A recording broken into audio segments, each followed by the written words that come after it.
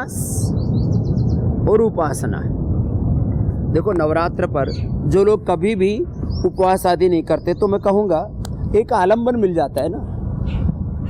देखो एक होता है ढोंग, आडंबर, पाखंड, अंधविश्वास, एक होता है हमारा साधन, हमारी साधना, हमारी उपासना, हमारा उपवास। तो आप नवरात्र का आलंबन लेकर के भी जो किसी देवी देवता को नहीं मानते, कोई दिन विशेष में नहीं मानते, अरे भाई कहीं से शुरू तो करो यात्रा। तो आप नवरात्र पर 9 दिन का उपवास कीजिए मेरे कहने से, और उस उपवास में सिंघाड़े की का हलवा, कुट्टू की पकौड़ी, साबूदाने का और पता नहीं किस किस का अलग अलग प्रकार के व्यंजन बना बना करके उपवास नहीं करना। 2 ही चीज़ लीजिए बस, या तो उबली हुई सब्जियां, सलाद और फ्रूट्स, ड्राई फ्रूट्स भी, जैसे जिनकी बहुत पित्त प्रकृति है तो बादाम, अखरोट रात को भिगो के सुबह अच्छे से पीस करके, मैंने बहुत दिनों के बाद 10 साल के बाद देखा कि पिसा हुआ बादाम और अखरोट मैंने खा ली। मेरी पित्त प्रकृति है तो फिर एकदम शांति हो गई पेट के अंदर। 3 बादाम 2 अखरोट ले लो, 3 से 5 बादाम, 1 से 2 अखरोट रात को भिगो दो, सुबह पीस करके पी लो। कितना ही पित्त का उपद्रव होता है, किसी किसी को उपवास करने में भी दिक्कत आती है, पित्त का उपद्रव बढ़ जाता है, तो बादाम अखरोट पीस करके पी लो। सेव खा लो, किसी को सेव से भी एसिडिटी बन जाती है तो अनार खा लो, अनार से भी एसिडिटी बन जाती है तो सेव को भून करके ले लो। अनार को थोड़ा सा, जरूरी नहीं है प्लेट भर करके खानी है, कटोरी भर के खानी है, 2-4 चम्मच ही खाओ, औषधि का काम करेगा। मुनक्का, अंजीर भिगो करके खा लो जिनको एसिडिटी रहती है, और जीरा, धनिया, सौंफ, मुलेठी और गुलाब का फूल, देसी गुलाब के फूल, इसको भिगो करके पी लो, एसिडिटी नहीं होगी। किसी किसी को उपवास करने में दिक्कत आती है, एसिडिटी हो जाती है, और कफ तो एकदम से वात पित्त कफ त्रिदोष प्रशमन करता है। लेकिन किसी किसी का मैंने कहा ना ज्वालामुखी की तरह पित्त उखड़ता रहता है, उनके लिए मैंने बताया। जिनको बहुत ज़्यादा कफ रहता है और उपवास में फिर कुछ खाने को भी नहीं मिलता तो और ज़्यादा कमज़ोरी सी आ जाती है, तो वो थोड़ा सा बहुत ज़्यादा कफ है, पित्त नहीं है, तो दिव्य पेय दिन भर पी लेना। ऐसे गिलोय भी पी लेना, जिनको बहुत कमज़ोरी आती है ना उपवास में, थोड़ा गिलोय ले लें, गिलोय का काढ़ा ही बना करके पीने, नहीं तो गिलोय की गोली खा लें। और ये जो इम्यूनोग्रिट या अपने इम्यूनो चार्ज है ना, ये जिनको भी उपवास में कमजोरी लगती है उसका सेवन कर लें।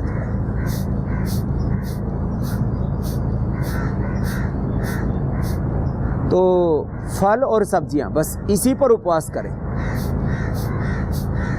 और वह किसी में बहुत ज़्यादा कैपेसिटी है तो नींबू पानी, थोड़ा उसमें शहद डाल लो, पूरी एनर्जी मिल जाती है, पूरी एनर्जी मिल जाती है नींबू पानी से। नींबू पानी शहद डाल करके पी लेना, आपको कुछ खाने की आवश्यकता ही नहीं है, इसी से उद्धार हो जाएगा। किसी किसी का वात पित्त कफ दोष इतना प्रबल होता है, हाँ ठंडे पानी में नींबू पीने से पित्त का भी प्रशमन होता है, एकदम शांत हो जाता है पित्त।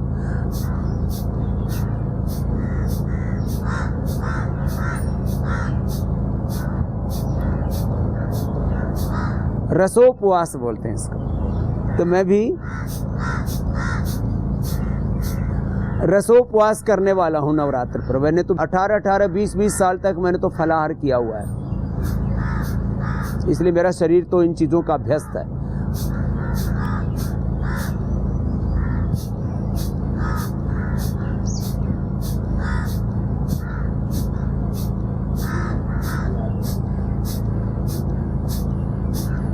ऐसे एक एक आसन 2-2 मिनट करके 5-5, 10-10 मिनट तक ऐसे करना है। और एक बार में ना हो पाए तो 2-3 बार में कर लो। तो उपवास और उपासना के संदर्भ में आपसे बोल रहा था। हम पंचतत्व चिकित्सा करते हैं, पंचतत्व, पंच महाभूत चिकित्सा। पंच महाभूत उपासना, पृथ्वी अग्नि वायु जल, ये आपः देवता, पृथ्वी देवता, वायु देवता, सूर्य देवता, चंद्रमा देवता। अब इसका कैसे उपयोग करते हम देखो। जल चिकित्सा, ये तो उपवास में तो जल का बहुत बड़ा योगदान है। जल जीवन है, और उसमें मैंने कहा न्यूनतम पर आप लेकर के आइए अपने आहार को। ये है उपवास का मूल मंत्र। तो आप यदि जल, उसमें थोड़ा सा नींबू और बहुत ज़्यादा एसिडिटी है, बहुत ज़्यादा कफ है, बहुत ज़्यादा जोड़ों में दर्द है, तो फिर नींबू भी मत लेना। अपनी प्रकृति के अनुसार, वात पित्त कफ की प्रकृति के अनुसार आपको उपवास करना पड़ेगा। आपकी बहुत ज़्यादा पित्त प्रकृति, एसिडिटी आदि बनती है, उपद्रव होता है बहुत ज़्यादा, तो आप खाली जल के अंदर, और वो भी शीतल जल के अंदर, शीतल जल में आप यदि, शीतल मतलब घड़े का पानी है, नॉर्मल ऐसे वाटर, बॉडी टेम्परेचर का वाटर लेना चाहिए। ठंडा जल का मतलब वो फ्रिज वाला नहीं, और किसी किसी को तो घड़े वाला भी ठंडा जल होता है, उससे भी फिर जो कफ बढ़ जाता है। तो वो क्या करें, जिनकी बहुत ज़्यादा पित्त प्रकृति है, तो घड़े का अथवा सामान्य पानी, घड़े के पानी में अथवा सामान्य पानी में पतंजलि हनी डाल करके पी लें। कितना, 2 चम्मच से लेकर के और 50 ग्राम तक पी लेना, अपनी आवश्यकता के अनुसार।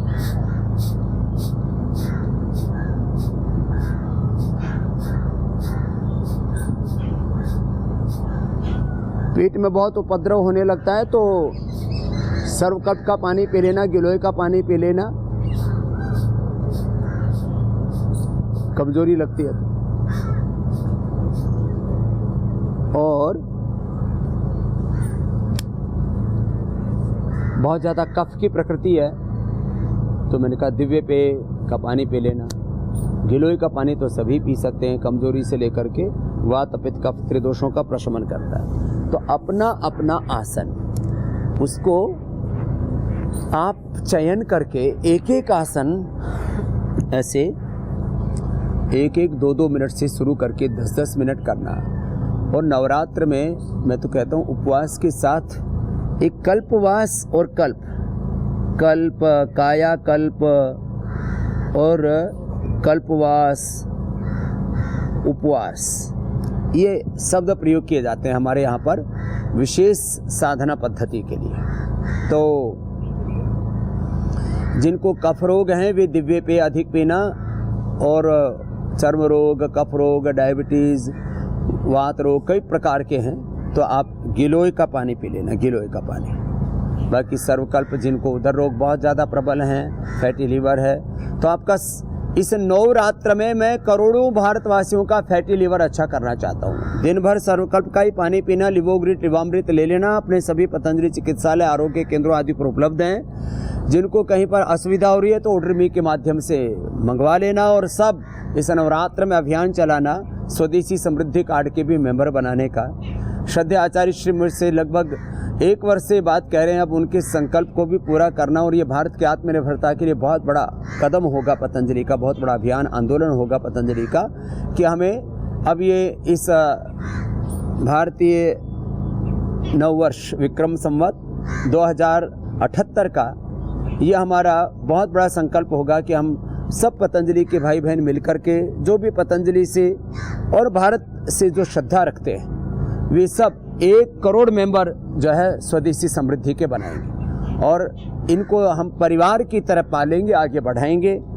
कोई भी संकट आएगा उसमें पतंजलि साथ में खड़ा होगा। मैंने कहा किसी भी प्रकार का कोई एक्सीडेंट आदि हो जाता है तो 2.5 लाख रुपए तक की, और कोई ट्रेजेडी हो जाती है, और कोई ऐसी बड़ी दुर्घटना की प्राणघात तक हो जाता है, किसी की डेथ आदि हो जाती है, तो 5 लाख रुपए तक की मदद का हाथ पतंजलि आपके साथ बढ़ाता है। इससे बड़ी बात और क्या हो सकती है। तो वापस मैं उपासना और उपवास पर आ रहा हूँ। तो फैटी लीवर हर तीसरे चौथे आदमी को ये समस्या है। भारत में 30 से 40 करोड़ लोगों को फैटी लीवर की समस्या है। ये बहुत बड़ा संकट है भारत माता के ऊपर। यदि हमने इसको नहीं बचाया तो लोग फैटी लीवर वाले हेपेटाइटिस में, लिवर सिरोसिस में कन्वर्ट होंगे और आने वाले समय में 5 से 10 करोड़, जैसे बीपी के, शुगर के बहुत क्रिटिकल रोगी हिंदुस्तान में हैं, बीपी के, शुगर के, हार्ट के, कैंसर के, ऐसे करोड़ों लोग बढ़ गए। ऐसे ही लीवर फेलियर के, किडनी फेलियर के जैसे केसेस बहुत बढ़ गए। अभी जहाँ देखो वहीं डायलिसिस चल रहा है। डायलिसिस करने के लिए जगह नहीं मिलती, लोगों को प्रतीक्षा करनी पड़ती है, नए नए अब हॉस्पिटल खोलने पड़ रहे हैं। ऐसे ही लीवर फेलियर के 5 से 10 करोड़ लोग आगे आने वाले 5-10 सालों में हो जाएंगे, यदि हमने ये योग आयुर्वेद को नहीं अपनाया। तो सर्वकल्प का क्वाथ में इस नवरात्र में लिवोग्रिट और लिवामृत ले लें और ये अभ्यास। तो मंडूकासन, आराम से मंडूकासन, दोनों तरफ से, एक बार इधर से हाथ रख के एक बार इधर से, तो लिवर, स्प्लीन, इंटेस्टाइन एक साथ अच्छे हो जाएंगे। और उपवास में वात, पित्त, कफ अपनी प्रकृति के अनुरूप सबसे पहला प्रयास ये करें कि आप जल पर उपवास कर पाए।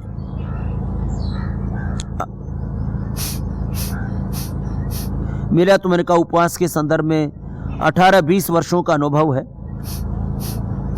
कोई कमजोरी नहीं आती। यदि कमजोरी आती तो स्वामी रामदेव अभी तक बहुत कमजोर हो जाना चाहिए था। अभी भी अन्न में नाम मात्र ही लेता हूं, बहुत थोड़ा सा लेता हूं।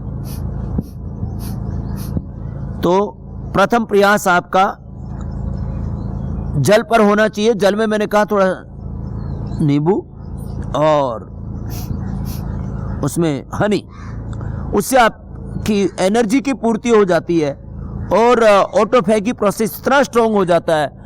बहुत कचरा अंदर है, ऑटोफैगी सिस्टम स्ट्रांग होने से, ऑटोफैगी प्रोसेस अच्छा होने से अनहेल्दी कोशिकाएं शरीर कि अपने आप खत्म हो जाती हैं। हेल्दी कोशिकाएं उनको खा करके जो वेस्ट मैनेजमेंट वाला काम है ना वो पूरा हो जाता है। तो मंडूकासन, शशकासन, योग मुद्रासन, अर्धमत्स्येंद्रासन, वक्रासन, गोमुखासन के साथ साथ ये पवन मुक्तासन भी, उत्तान पादासन, नौकासन भी 1-1, 2-2 मिनट से शुरू करके 5-5 मिनट करना। तो सबसे पहली प्रायोरिटी जल उपवास को देना। बहुत ज़्यादा कमजोरी आती है तो रसो उपवास ले लेना। उसमें अनार, गाजर, चुकंदर, व्हीट ग्रास और एलोवेरा का रस पी लेना, जिनका खून बहुत कम है। अब हीमोग्लोबिन की कमी और उपवास कर रहे हैं तो चक्कर आएंगे ना।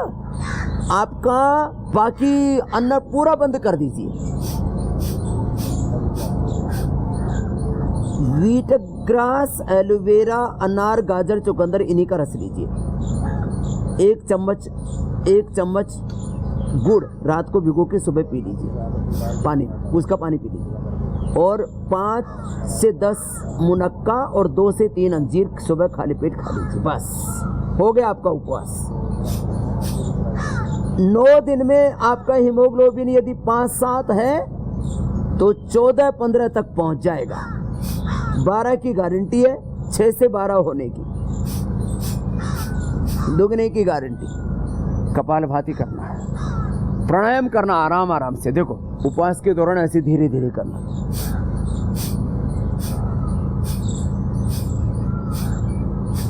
और एक साथ लगातार 2, 3, 5 मिनट, 10 मिनट ना हो पाए,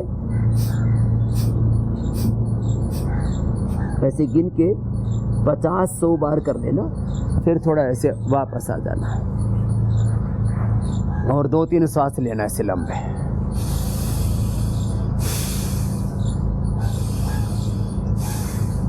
फिर आगे बढ़ जाए। देखो अगली बात बता रहा, उत्तान पादासन करना।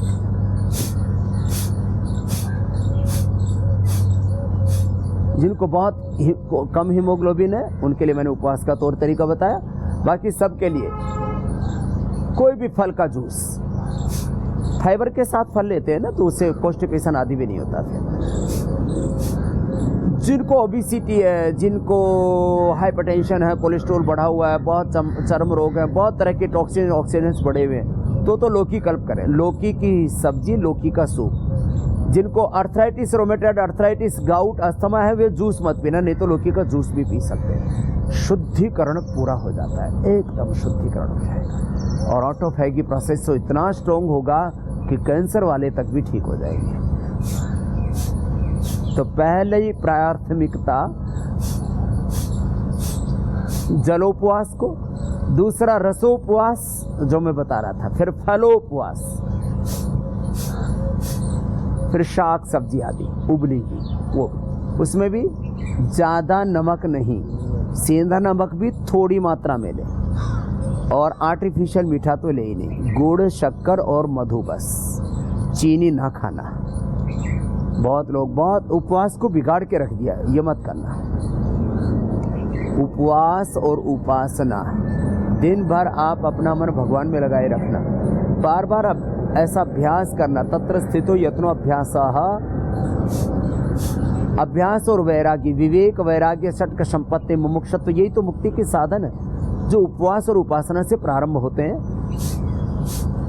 ऐसे उत्तान पादासन, नौकासन, ये भी बड़ा ज़बरदस्त है। देखो मैं आपको ऐसे 100 बार करके बता रहा हूँ, आराम आराम से करना उपवास के दरमियान, फिर बहुत तेज़ी से नहीं करना, धीरे धीरे करना। देखो ऐसे, और हर श्वास के साथ मन ही मन ओंकार का जप। मैं कह रहा था ना, आसन प्राणायाम और ध्यान का त्रिवेणी संगम होगा तो सब रोग दुख दर्दों से आप तर जाएंगे। त्रिवेणी संगम से सारे रोगों से और पापों से आप मुक्त हो जाएंगे।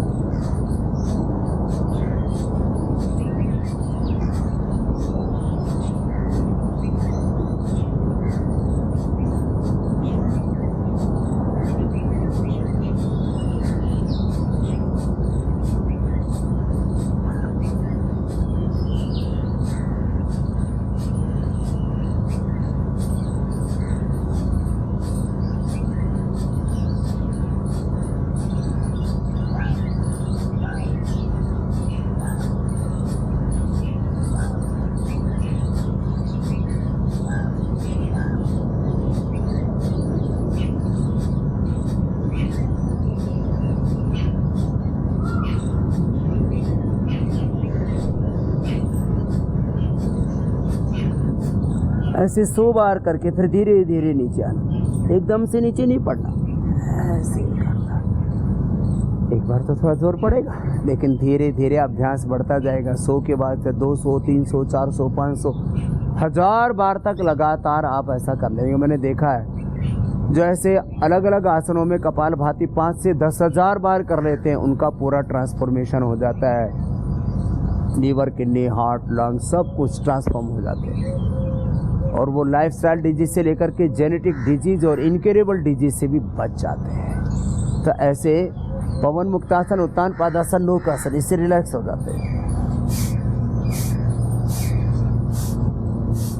बाह्य प्राणायाम भी कर सकते हैं,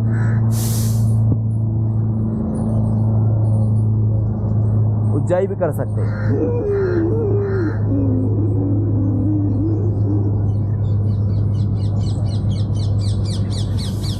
फिर दोनों नासिकाओं से ही छोड़ दे, कोई बात नहीं। जब आसन पूर्वक उज्जाई कर रहे हैं तब पादांगुष्ठ नासास प्रशासन कर सकते हैं, जिससे जितना बन पाए उतना कर लेना।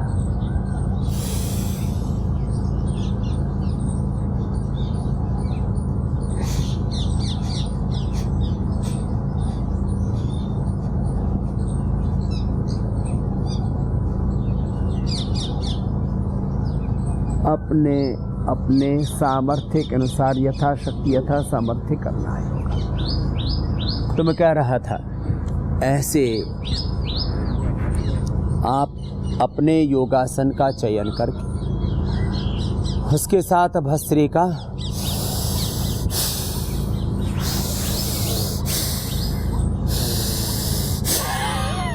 या कपालभाति या बाह्य प्राणायाम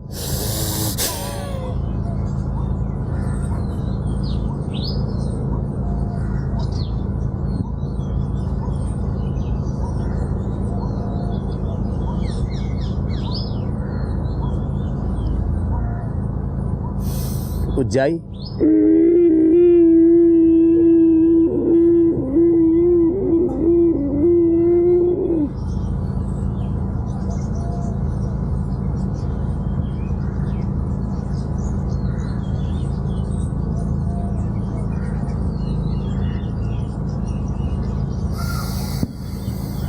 11 से 21 बार थायराइड वाले तो आसनों के साथ ही उज्जाई कर लें, चाहे फिर दाएं नाक बंद करने की जरूरत है, ऐसे ही छोड़ दे श्वास को। और कपालभाति के दरमियान थोड़ा